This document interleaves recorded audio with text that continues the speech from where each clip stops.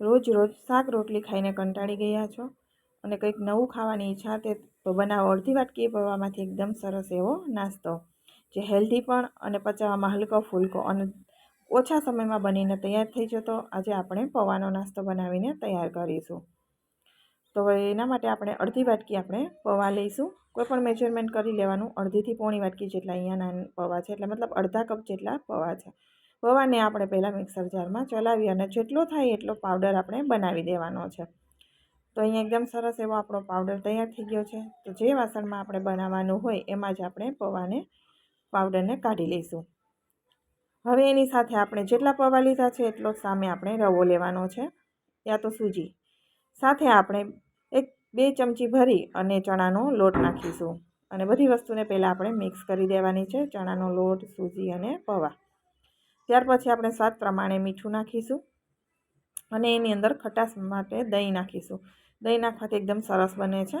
એટલે 3 ચમચી ભરી અને ખાટું દહીં નાખી દઈશું અને આપણે હવે દહીંને પહેલાં મિક્સ કરી દઈશું. ત્યાર પછી જરૂર પ્રમાણે પાણી નાખી અને બેટર તૈયાર કરવાનું છે. તો બેટરની કન્સિસ્ટન્સી કેવી રાખવી એ હું તમને આગળ જણાવી દઉં છું. અને અત્યારે મેં 1 ગ્લાસ ભરી અને પાણી લીધું છે. જ્યારે આપણે બેટર બનીને કમ્પ્લીટ થાય ત્યાં સુધીમાં તમે જોઈ શકો છો કે તળિયામાં પાણી જતું રહ્યું છે. એટલે 1 ગ્લાસમાં બસ 1 મોટી ચમચી જેટલું જ પાણી બચ્યું હતું. બધું પાણી અહીંયા વપરાઈ ગયું છે અને 10 મિનિટ માટે મેં રેસ્ટ ઉપર રાખી દીધો હતો. 10 મિનિટ પછી તમે જુઓ ને તો સૂજી ને પૌવાને બધું સરસ પલળી ગયું છે. અત્યારે આપણે પાણી નહીં નાખીએ, જરૂર પ્રમાણે નાખીશું. અને શાકભાજી જોઈ એ પ્રમાણમાં તમે નાખી શકો છો. મેં અહીંયા ખૂબ જ વધારે પડતા શાકભાજી નાખ્યા છે, જેથી બાળકો પણ ખાય અને હેલ્ધી પણ બને. અને આમ શાક બાળકો નથી ખાતા, પણ તો આ રીતે ખાઈ જાય છે. એટલા માટે મેં અહીંયા લીધું છે બટેટું, દૂધી, ગાજર, શિમલા મરચું, કોબી, પછી બાફેલી મકાઈ છે, સ્વીટ કોર્ન, એને બાફી અને કચરી પીસી લીધી હતી, એ પણ હું અહીંયા નાખી દઉં છું. તમને ડુંગળી પસંદ હોય તો બારીક સમારેલી ડુંગળી પણ લઈ શકાય. અને અહીંયા મેં બીટ પણ લીધું છે અને આદુ મરચાંની પેસ્ટ અને લીલા ધાણા. હવે પાલક પણ નાખી શકાય. તમને જે પણ શાકભાજી પસંદ છે એ વધારે ઓછા પણ કરી શકાય, જેથી એકદમ હેલ્ધી અને હલકો ફૂલકો આપણો નાસ્તો બનીને તૈયાર થશે. હવે બધા જ શાકભાજીને પહેલાં આપણે મિક્સ કરી દઈશું અને ત્યાર પછી આપણે જરૂર પડે એ પ્રમાણે પાણી અથવા તો તમે છાશનો પણ અહીંયા ઉપયોગ કરી શકો છો. હવે આપણે થોડું થોડું પાણી નાખી અને વધારે પડતું ઢીલું બેટર નહીં અને એકદમ ઘાટું પણ એવું બેટર બનાવીને તૈયાર કરી દીધું છે. હવે આપણે એના માટે વઘાર કરી લઈએ. તો વઘાર માટે વઘારની પેન છે એ ગેસ ઉપર રાખી એની અંદર 1 મોટી ચમચી ભરીને તેલ નાખી દઈશું.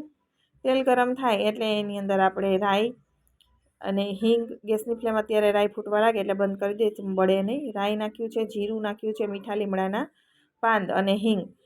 મીઠા લીમડાના પાન મેં કટિંગ કરીને નાખ્યા છે અને હિંગ નાખી. આ વઘાર હવે આપણે અહીંયા અંદર નાખી અને મિક્સ કરી દઈશું.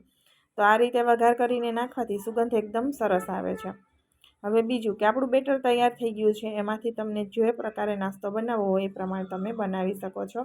પેનમાં નાના પુડલાની જેમ પણ બનાવી શકાય, અપમ પેનમાં પણ બનાવી શકાય, નોનસ્ટિક પેનમાં તમને ફાવે તો એમાં ઢોકળાની જેમ તમારી ઈચ્છા પ્રમાણે તમે બાફીને બનાવી શકાય છે. 1 ચમચી ઈનો નાખી સાથે આપણે પાણી નાખી અને એક્ટિવેટ કરી દઈશું ઈનાને અને મિક્સ કરી દઈશું. હવે તો આપણો બેટર તૈયાર થઈ ગયું છે. પ્લેટ ગ્રીસ કરેલી છે એની અંદર આપણે પાથરી દેવાનું છે. તો થિકનેસ તમારે વધારે જાડી મોટી જે પ્રમાણે જોઈએ એ પ્રમાણે તમારે રાખવાની અને પ્લેટ ગ્રીસ કરીને રાખવાની, જેથી આપણે નાસ્તો છે એ નીચે ચીપકે નહીં. હવે મેં અહીંયા પાતળું વધારે પડતું વધારે મોટું પણ નહીં અને એકદમ સાવ પાતળા પણ નહીં, એવો નાસ્તો તૈયાર થાય એના માટે 1 ડીશ ભરીને રેડી કરી દીધો છે અને ઉપરથી અહીંયા સફેદ તલ ભભરાવી દીધા છે. અહીંયા મેં સ્ટીમર પહેલેથી જ રાખી દીધું હતું પાણી ઉકળવા માટે. પછી આપણે ઈનો નાખ્યો છે. પાણી સરસ ઉકળી ગયું છે તો આપણે પ્લેટ એની અંદર રાખી અને કવર કરી દઈશું. 7 મિનિટથી 10 મિનિટ સુધી તમારે રાખવાનું. 7 મિનિટ થાય એટલે આપણે એકવાર ચેક કરી લઈશું ખોલીને. તો અહીંયા 7 મિનિટથી ઉપર થોડો સમય થઈ ગયો છે અને આપણે હવે ચેક કરી લેવાનું છે. ટૂથપીક આ રીતે ડીપ કરવાની. જો તમને કાચું જણાય તો તમારે થોડી વાર માટે ફરી સ્ટીમ કરી દેવાનો, નહીંતર આપણે કાઢી લઈશું. તો અહીંયા ટૂથપીકમાં ચોટતો નથી એટલે મેં બહાર કાઢી લીધો હતો અને ઠંડો થોડો થવા દીધો છે. ત્યાર પછી આપણે એનું જોઈએ પ્રમાણે કટિંગ કરી લેવાનું. મને ટ્રાયેંગલમાં કટિંગ કર્યું છે, પીઝાના પીસ હોય એવું, જેથી બાળકોને પણ એકદમ સરસ લાગે. અને લુકવાઇઝ તમે નાસ્તો જોઈ શકો છો. એકદમ મસ્ત આપણો નાસ્તો બનીને તૈયાર થઈ ગયો છે. તો આ રીતે તમે નાસ્તો બનાવશો ને તો બાળકોને પણ ભાવશે, કંટાળો પણ નહીં આવે, ફટાફટ બની જાય છે અને ખાવામાં પણ ખૂબ ટેસ્ટી લાગે છે. તમને મારી રેસીપી પસંદ આવી હોય તો મારી ચેનલને સબસ્ક્રાઈબ જરૂરથી કરજો અને ફેસબુક પેજથી જોઈ રહ્યા હોય તો મારા ફેસબુક પેજને ફોલો જરૂરથી કરી દેજો. કોમેન્ટ બોક્સમાં પણ જણાવજો કે તમને આ નાસ્તો કેવો લાગ્યો છે. શાકભાજીથી ભરપૂર એવો નાસ્તો તમે બાળકોને લંચ બોક્સમાં પણ આપી શકાય છે અને સાંજ માટે હલકી ફૂલકી ભૂખ માટે પણ બનાવીને ખાઈ શકાય. તો એકદમ હેલ્ધી ટેસ્ટી એવો આપણો નાસ્તો બનીને તૈયાર થઈ ગયો છે. ફરી મળીશું આવા જ નવા વિડીયો સાથે. આવજો.